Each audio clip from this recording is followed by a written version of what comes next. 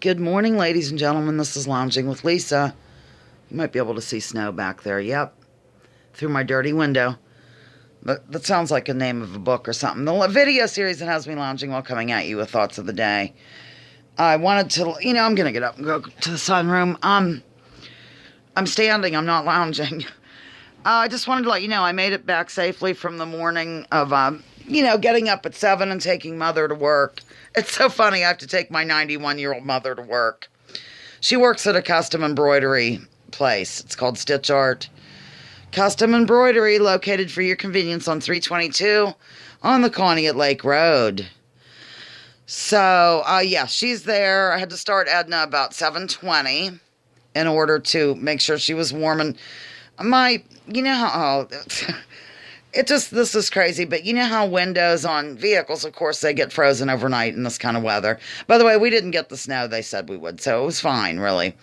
But Edna always, the ice always melts on the passenger side, and the driver's side window is usually like totally crusted with ice, and it doesn't melt until I've been on the road for like an hour. Not really that long, but today it did, so all was well in the land of milk and honey. Now, a lot of people have been asking about this basement situation. What I'm going to do now is go over to Mother's and just rummage through her things while she's at work. Now, I'm going to get the folder to this place called Everdry.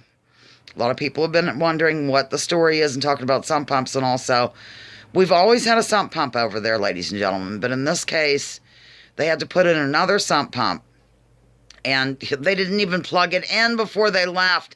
Mother has had them out there repeatedly. So I'm just afraid. She left them the stern message on Saturday. And I'm a little bit worried that they're going to call her and she won't be home. And even though they have my number as a backup, you know how people do. So I'm just going to march over there in a few after I wake up a little bit more and grab the paperwork and come back here and fiddle with it, I guess. So that's what's going on. I made it safely home. I dressed in layers and loose clothing, everyone. And that's what you're supposed to do. Mother's getting to be a real pro at getting in and out of Edna. Edna's pretty big vehicle. It's bigger than Perpetual's van. I always tease him. Edna's bigger than Big Red. And you have to step up and there's a handle. Which leg do I use first? She's asking me. It's real cute.